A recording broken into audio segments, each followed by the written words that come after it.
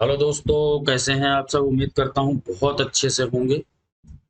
आज हम सोशियोलॉजी के अंतर्गत यूनिट फर्स्ट, ठीक है, यूनिट फर्स्ट का जो है लास्ट पार्ट करने जा रहे हैं। ठीक है, यूनिट फर्स्ट का लास्ट पार्ट। इससे पहले मैंने 2 वीडियो बना रखी है। अगर नहीं देखा है तो उसे जरूर देख लें, क्योंकि इसके बाद में आपको यूनिट फर्स्ट से संबंधित कुछ भी एक्स्ट्रा पढ़ने की आवश्यकता नहीं है। सारे मोस्ट इम्पोर्टेंट क्वेश्चन हैं। ठीक है, अगर ये क्वेश्चन आप कर लेते हैं तो ये मान के चलो कि काफी हद तक क्वेश्चन आपको यहीं से मिल जाएंगे। अलग से कर रहे हैं तो अच्छी बात है, मैं नहीं कह रहा हूं कि अलग से नहीं पढ़ना, थीम पढ़ेंगे ज्यादा बेटर होगा। लेकिन उस थीम में से यूनिट फर्स्ट में से ये सारे इंपॉर्टेंट क्वेश्चन है, इन्हें तो आपको हर हाल में करना होगा। चलिए तो फटाफट क्वेश्चन को करते हैं। देखिए, पहला क्वेश्चन दिया हुआ है यहाँ से 149 वाला, इससे पहले के क्वेश्चन करा दिए गए हैं। कह रहा है कि भर्ती की भूमिका की अवधारणा का प्रयोग किया था। किसने किया था? भर्ती की भूमिकाओं की अवधारणा। याद रखना, क्वेश्चन की प्रकृति को जरूर समझना। तो ये जो दिया था, इसका प्रयोग किया था अवधारणा का, वो किया था ई हाफमैन ने। याद रखना, ई हाफमैन के द्वारा इसका प्रयोग किया गया था। अगला क्वेश्चन है, निम्नलिखित में से कौन सी विशेषताएं समितियों से संबंधित हैं? ठीक है, कौन सी विशेषताएं समितियों से? निश्चित लक्ष्य, विशिष्ट स्वार्थ, ठीक, घनिष्ठ अंतःक्रिया या सदस्यता के नियत मानदंड। तो इसमें से जो है पहला, दूसरा और चौथा ये सही है। पहला, दूसरा, चौथा।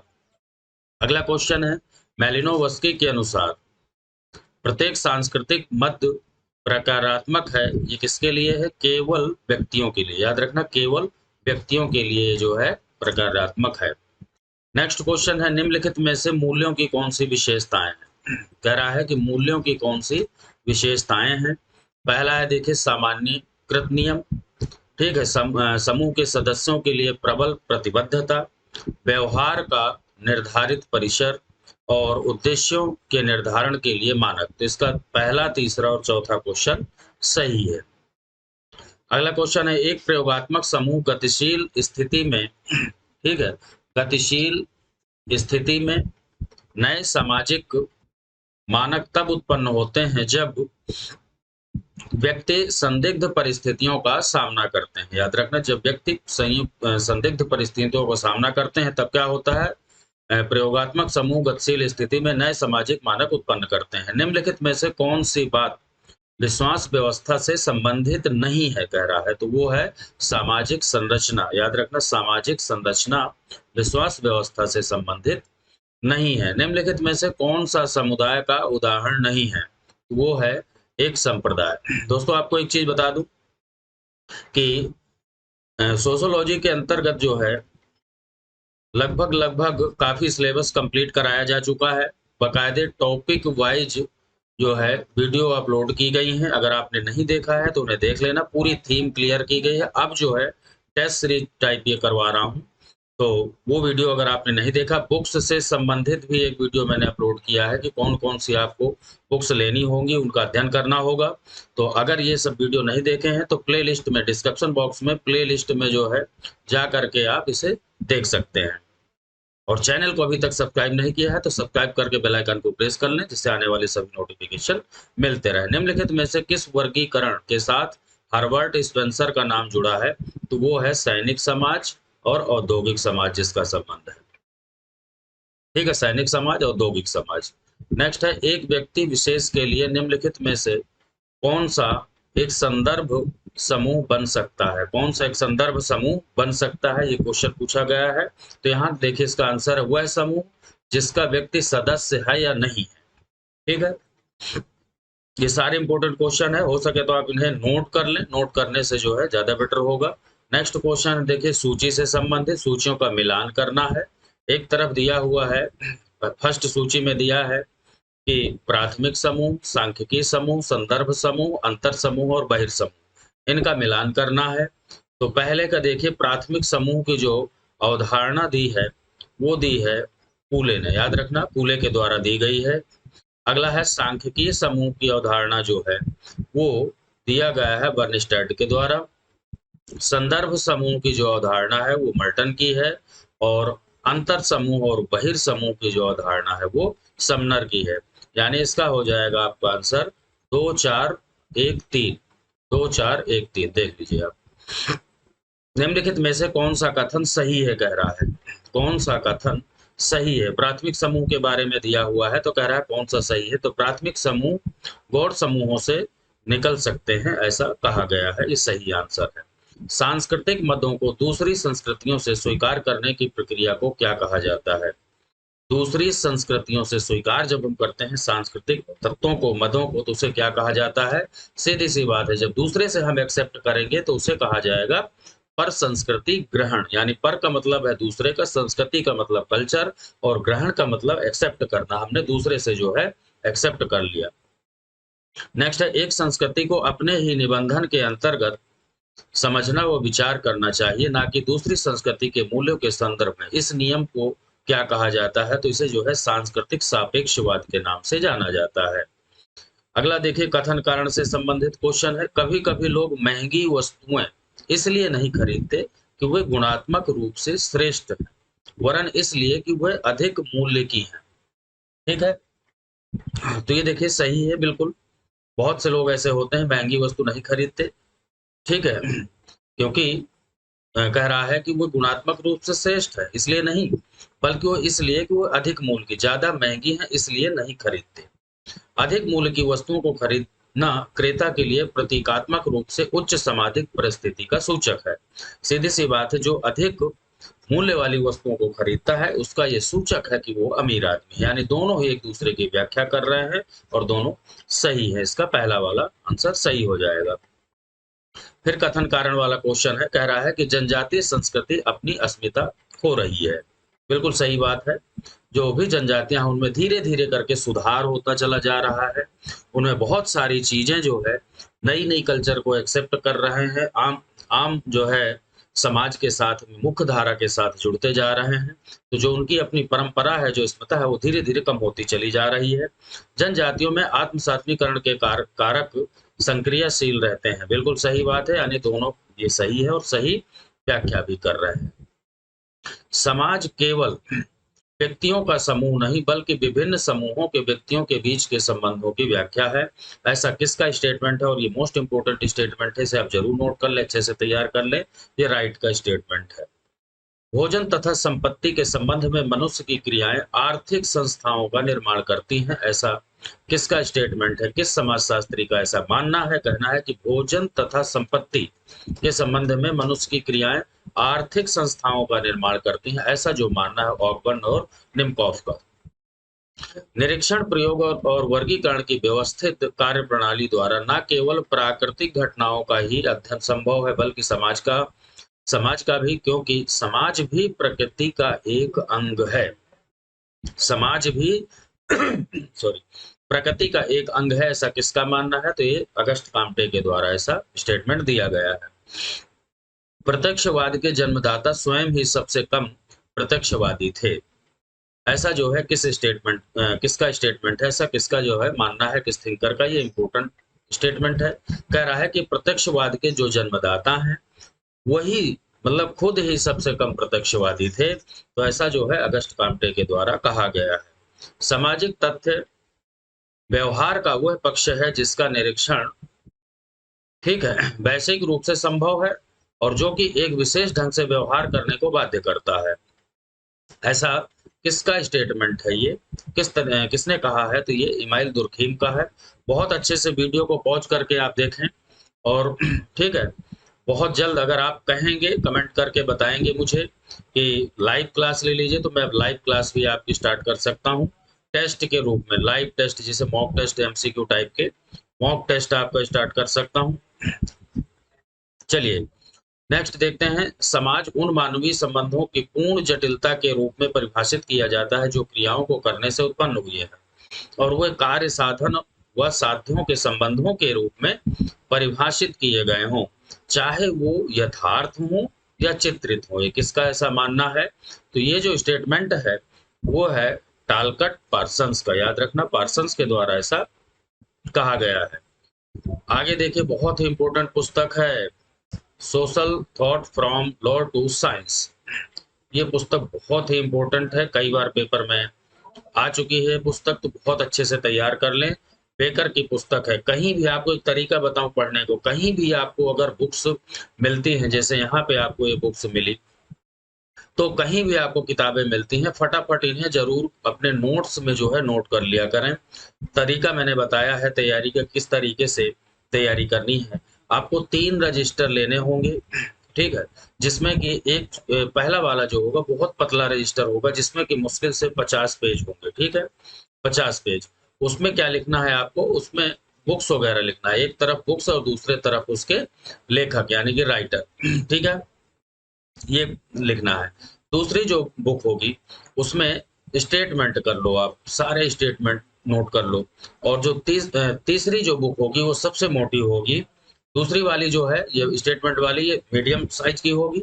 और तीसरे जो नोट्स होंगे आपके वो काफी अच्छे मोटे होंगे। उसमें दुनिया भर की चीजें जो थीम है वो टोटल जो है आपको करनी है, ठीक है। तो इस तरीके से अच्छा तरीका होता है पढ़ाई का, नोट्स बनाने का। मैंने भी इसी तरीके से बना रखे हैं।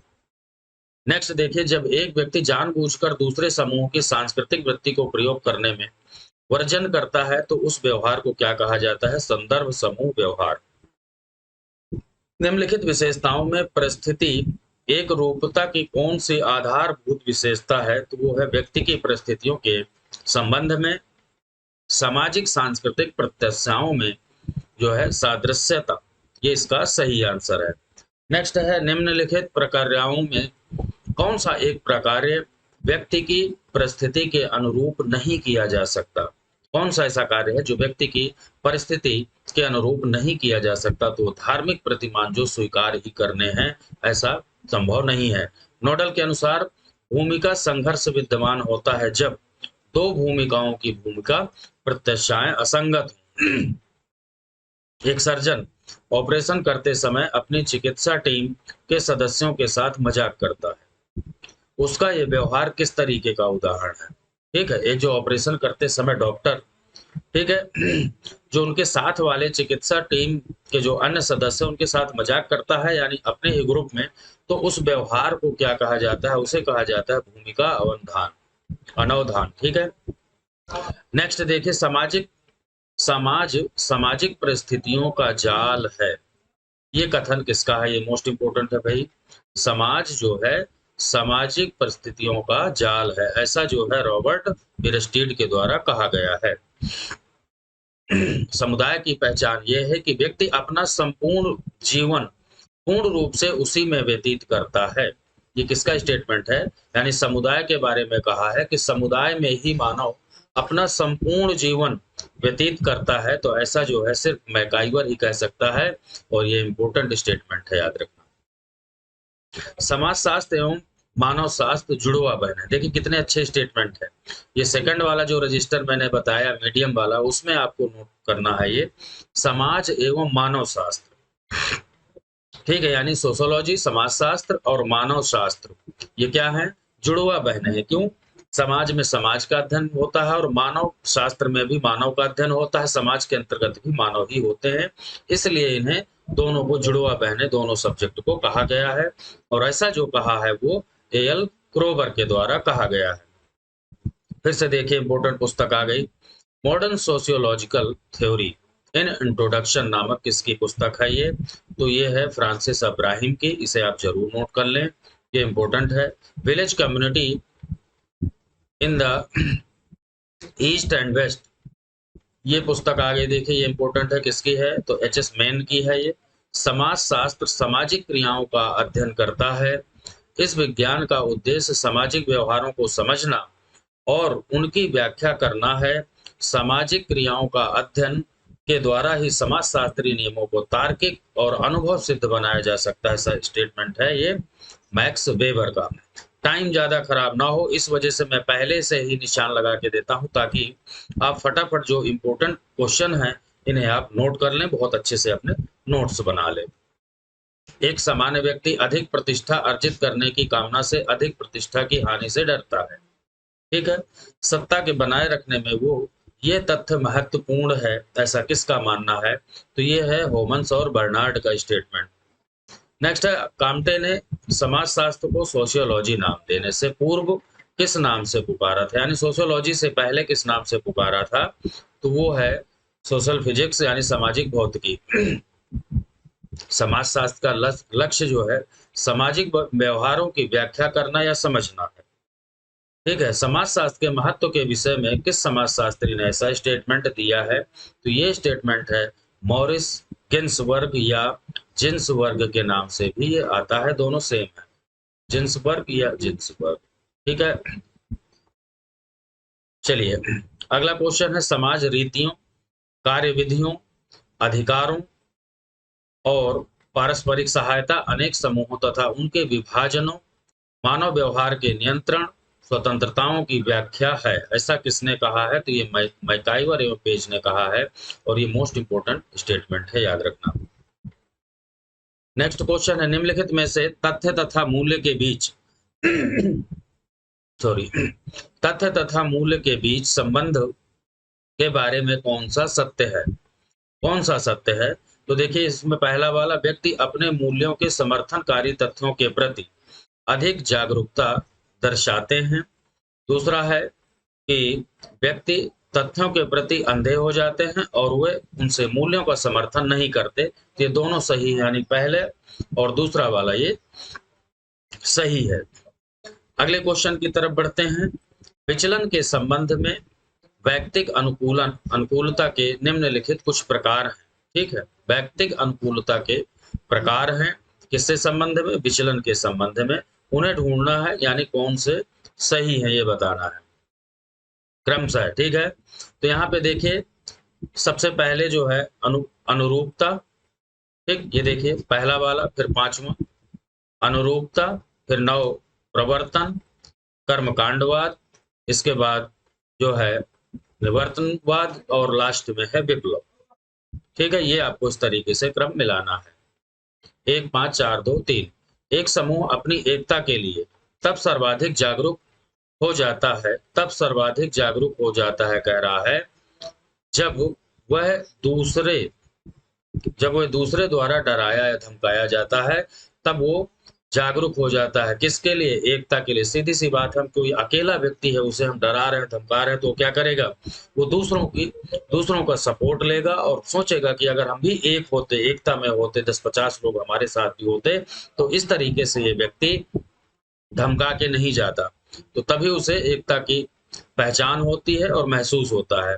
नेक्स्ट है संस्थाएं संस्कृति की वाहक है, मोस्ट इंपोर्टेंट है। संस्थाएं जो है वो कल्चर की वाहक, यानी संस्थाओं के माध्यम से ही संस्कृति का प्रचार प्रसार फैलाव होता है, वाहक है, धमनियों का काम करते हैं, ये नाड़ी का काम करते हैं। तो ऐसा स्टेटमेंट जो है वो समनर के द्वारा दिया गया है।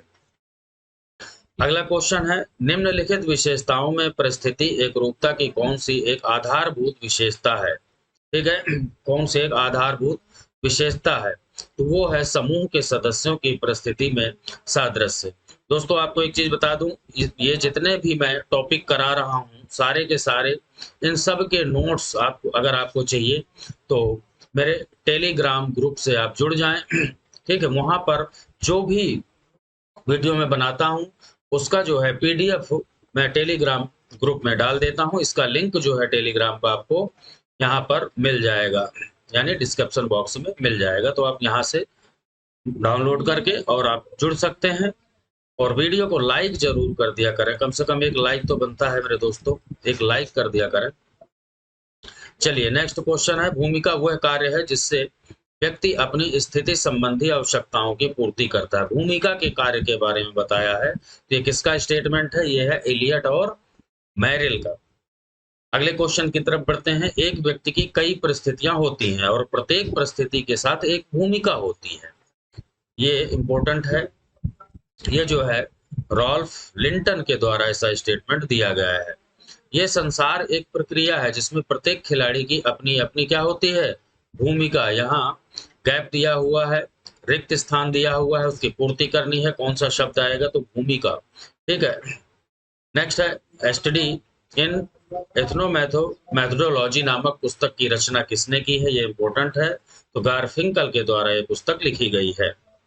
सूचियों से संबंधित क्वेश्चन है, देखिए संकल्पना दी हुई है और आगे जो है परिभाषा दी हुई है, भूमिका विन्यास, बहुल, भूमिका, भूमिका द्वंद्व, ठीक है, और व्यक्ति कार्य तनाव। इसके बारे में आपको बताना है। इसका आंसर देख लीजिए, 2 1 4 3 सही आंसर है 2 1 4 3, यानी पहले वाले का 2, इसका जो है 1, तीसरे का चौथा और चौथे का तीसरा, 2 1 4 3, इसका ये सही आंसर हो जाएगा।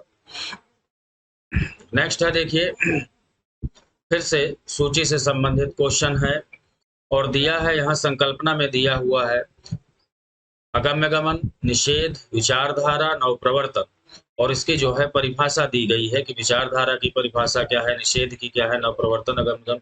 इसका जो है 4 3 2 1, इसका सही आंसर है 4 3 2 1। आप मिलान कर लेना अच्छे से। अगला क्वेश्चन है, निम्नलिखित में से कौन सा एक भूमिका विन्यास का उदाहरण है? भूमिका विन्यास का उदाहरण कह रहा है, तो इसका जो सही उदाहरण है, एक अध्यापक का उसके शिष्यों, सहयोगियों, प्राचार्य तथा माता पिता के संबंध में के बारे में ये भूमिका विन्यास का उदाहरण है। अपनी संस्कृति के मूल्यों को प्रयोग किए बगैर सभी दूसरों का निर्णय करने के दृष्टिकोण, ये क्या कहलाता है? तो ये कहलाता है सांस्कृतिक सापेक्षवाद। याद रखना, ये इंपॉर्टेंट है। संस्कृति के मूल्यों का प्रयोग किए बिना सभी जो है दूसरों का निर्णय करने वाली दृष्टिकोण होती है सांस्कृतिक सापेक्षवाद। नेक्स्ट है, देखिए सूचियों से संबंधित क्वेश्चन दिया हुआ है। सर्व मिश्रवादी संस्कृति उपागम, उपागम से संबंधित है। सांस्कृतिक ऐतिहासिक उपागम, संरचनात्मक उपागम, विकासवादी उपागम। तो इसके बारे में आपको बताना है। तो सर्व मिश्र वादी जो संस्कृति का उपागम दिया है वो इलियट स्मिथ के द्वारा दिया गया है। सांस्कृतिक ऐतिहासिक का जो दिया गया है वो दिया गया है आपका तीसरा, यानी कि ग्रेबनर के द्वारा, और तीसरे वाला जो है ये इसका चौथा है, यानी कि ये लेवी स्ट्रास, और चौथा वाला जो है वो है पहला, यानी मॉर्गन का। तो देख लीजिए 2 3 4 1 इसका सही आंसर है। अगला क्वेश्चन है, देखिए कह रहा है कि निम्नलिखित कथनों पर विचार करना है। ठीक है, ये ऐसे क्वेश्चन है जो सारे इंपॉर्टेंट है, और इसके बाद ये लास्ट टॉपिक था। इसके बाद यूनिट फर्स्ट से संबंधित आपको कुछ नहीं करना। अब जो अगले वीडियो में मैं करवाऊंगा वो आपका यूनिट सेकंड चलेगा। तो वीडियो को लास्ट तक देखें, और चैनल को सब्सक्राइब नहीं किया है तो प्लीज सब्सक्राइब जरूर कर लें। ठीक है, तो चलिए इस क्वेश्चन को करते हैं। सभा अपने लक्षणों में सामूहिक समूह के से भिन्न होती है, क्योंकि इसमें क्या होता है, पहला देखते हैं, सदस्यों की सीमित भागीदारी होती है, और दूसरा व्यक्तिगत संबंधों की प्रति, ठीक है, अति प्रभुता होती है। तो ये जो है पहला और दूसरा इसका सही आंसर है, बाकी सब गलत है। तो दोस्तों वीडियो कैसा लगा, आप एक लाइक जरूर कर दें। मिलते हैं नेक्स्ट वीडियो में, तब तक के लिए धन्यवाद। जय